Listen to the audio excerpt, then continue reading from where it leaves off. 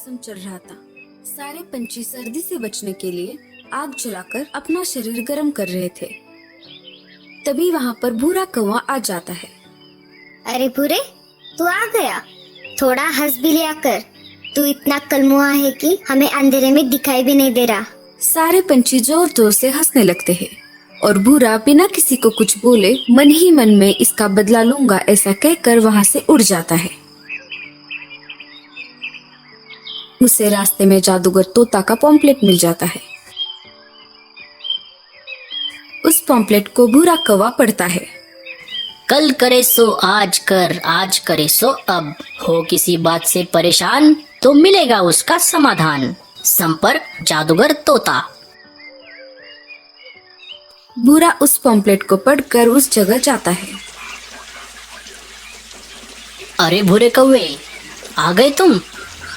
अरे पर आपको मेरा नाम कैसे पता चला? ये मेरी सालों की तपस्या का फल है बच्चे। तुम्हें जो चाहिए वो मैं ही दे सकता हूँ। क्या सच में आप मुझे सबसे सुंदर बना सकते हो? हाँ हाँ, मैं कुछ भी कर सकता हूँ, लेकिन बदले में मुझे कुछ देना पड़ेगा। भूरा जादूगर की सारी बातों को मान लेता है। जी हाँ तोते महाराज, आप जो चीज बोलोगे वो मैं चीज आपको ला कर दूंगा। बस मुझे सुंदर बना दीजिए। हाँ तो ध्यान से सुनो मेरी बात। अगले अमावस की रात तक जितने पक्षियों के पंख इकट्ठा हो सके इकट्ठा करो और मेरे पास लेकर आओ। तुम जितने ज्यादा पंख लाओगे तुम उतने ही ज्यादा सुंदर दिखोगे। भूरा सुंदर दिखने के लिए कुछ भी कर सकता है और वो हर रात अगली अमावस्या तक पंछियों के पर चोरी करके जमा कर रहा था। क्या हुआ बुलबुल, तुम इतनी परेशान क्यों हो? क्या बताओ लाडो, दिन ब दिन तो मेरे पंख की संख्या कम ही हो रही है। बल्कि मैं मेरे पंख को सुंदर दिखने के लिए उन्हें हर रोज साफ करती हूँ। हाँ हाँ बुलबुल, मेरे भी पर दिन ब दिन कम हो रहे हैं। पता नहीं क्या हो रहा है। तभी बाकी के सारे पंछी वहाँ पर आ जाते हैं जिनके पर गायब हो रहे थे। नहीं नहीं, ये कोई आम बात नहीं है। सारे पंछियों के पर यूं ही कैसे कम हो सकते हैं? जरूर इसके पीछे कोई साजिश या फिर कोई बीमारी हम पंछियों में आ गई है। इधर कालू कौवा अपने ख्यालों में मन ही मन सोच विचार कर रहा था। सारे पंछियों के पर ऐसे अचानक गायब कैसे हो रहे हैं? लेकिन मेरा तो एक भी पंख गायब नहीं हुआ। जरूर ये किसी की सोची समझी साजिश है। इधर सारे पंछी ये बात तोता राजा को बताने की सोच रहे थे। इधर भूरा अमावस्या की रात का फायदा उठाकर सारे पंछियों से बचकर पंखों को एक बोरी में भरकर जादूगर तोता के पास चला जाता है। भूरा उड़ते उड़ते जा रहा था। सब तरफ अंधेरा था और तारे भी चमक रहे थे।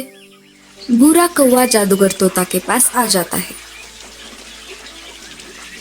अरे भूरे, आ गए तुम?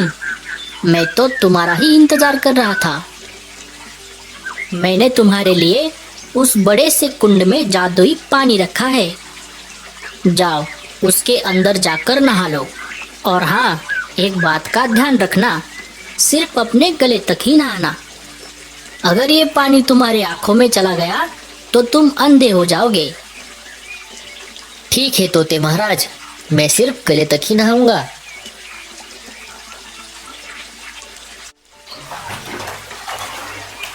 भूरा कौवा जादूगर तोता के बताए हुए विधि के अनुसार नहाकर आता है। जैसे जादूगर तोता ने कहा वैसे ही भूरा कौवा ने किया। आ गए तुम नहाकर? अब अपनी आंखें बंद कर लो और मेरे कहने से पहले आंखें मत खोलना। और जादूगर तोता अपना जादुई मंत्र पढ़ता है। श्रीं विंग सर्वलिंग भूत भविष्य वर्तमान बदलिंग। भूरा कौवा है जो सबसे कच्चा, बन जाए जंगल में सबसे सुंदर और अच्छा। और जादूगर तोता सारे पंखों को भूरे की ओर फेंक देता है। इधर सारे पंछी तोता राजा के महल में आ जाते हैं, लेकिन पता नहीं क्यों तोता राजा तो बहुत ही उदास थे। महाराज, क्या हुआ? आप इतने परेशान क्यों हो? हम हमारी समस्या को लेकर आपके पास आए थे, लेकिन आप तो किसी दूसरे ही समस्या में दिख रहे हो। लाडो, मुझे विरासत में मिला हुआ राजमुकुट चोरी हो गया है। इस वजह से मैं मेरा राजा का अधिकार खो चुका हूँ। मेरे मुकुट के बिना मुझे कौन राजा कहेगा? आप चिंता मत करो राजा जी, मुझे समझ में आ गया है कि चोर कौन है। जरूर ये चोर मेरा भाई भूरा ही है। मुझे शुरू से ही उस पर शक हो रहा था। जब से मुझे समझ में आ गया कि मेरे ही पंख क्यों नहीं गायब हो रहे। अगर ऐसी बात है तो मैं एक सेना की टुकड़ी अभी भेज देता हूँ। राजा जी के कहने पर कुछ सैनिक भूरे को खोजने के लिए निकल पड़ते हैं। इधर भूरा अपने नए पंख से खुश होकर उछल कूद कर रहा होता है। अरे भूरे, जैसे मैंने तुम्हें सुंदर बनाया है, मैं तुम्हें तुम्हारे पहले रूप में भी ला सकता हूँ। नहीं नहीं, ऐसा मत कीजिए जादूगर तोता जी। आपने जैसे कहा वैसे ही मैंने किया। मैंने चुपके से जाकर राजा जी का मुकुट चोरी कर लिया है। ये लीजिए। इतना बोलकर राजा जी का मुकुट जादूगर तोता को दे देता है। जैसे ही जादूगर तोता वह मुकुट पहन लेता है, राजा की सारी शक्तियां उसके अंदर आ जाती है। ऊपर से राजा जी के सैनिक आ रहे थे, वो उस जादूगर को देख लेते हैं। अरे राजा जी, आप यहाँ कैसे? आप इतनी जल्दी यहाँ कैसे आ गए? जादूगर तोता राजा जी का जुड़वा भाई था, जो कि राजा की तरह दिखता था और उसके अंदर एक अलग ही चमक आ गई थी। हाँ, मुझे अब मेरा मुकुट मिल चुका है। चलो, अब मुझे मेरे महल में लेके चलो।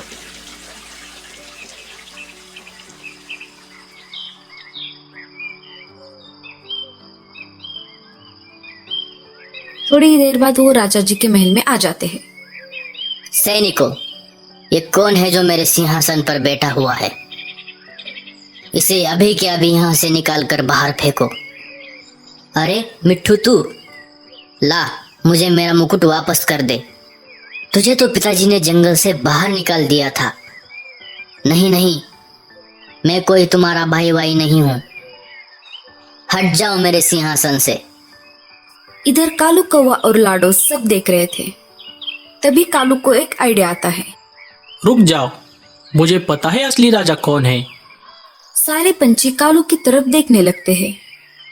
असली वाला मुकुट मेरे पास है, जो मैंने भूरे के घर से चुपके से चुरा लिया था और मेरे पास रखा था। ये बात सुनकर सब चकित हो जाते हैं। क्या? ये नहीं हो सकता। इतना बोलकर जादूगर तोता अपना मुकुट जमीन पर फेंक देता है और उस मुकुट को लाडो हवा में ही कैच कर लेती है। ये लो महाराज, आपका मुकुट। ऐसा कहकर लाडो असली वाले राजा को वह मुकुट दे देती है। कालू कौवे, तूने मेरा भांडा फोड़कर अच्छा नहीं किया। मैं इसका बदला जरूर लूंगा। सैनिकों, इस बेरुपये तोते को काल कोठरी में डाल दो। राजा जी को अपना मुकुट वापस मिल जाता है और सारे पंछी खुशी से अपने घोंसले की तरफ निकल पड़ते। थोड़ी ही देर बाद तेज बारिश शुरू हो जाती है। इधर भूरा कौवा अपनी सुंदरता में मस्त मगन होकर नाच रहा था। अरे मैं तो सुंदर बन गया। अरे ये क्या हो रहा है?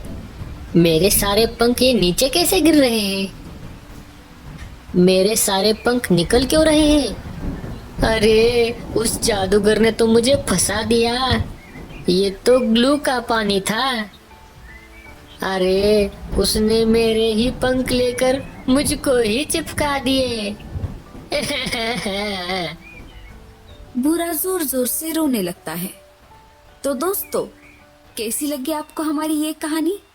हमें इस कहानी से ये सीख मिलती है कि हमें जैसे इस प्रकृति ने बनाया है, हमें वैसा ही रहना होगा। ज्यादा लालच किसी काम का नहीं। आपको हमारी ये कहानी कैसी लगी, हमें कमेंट्स में जरूर बताना।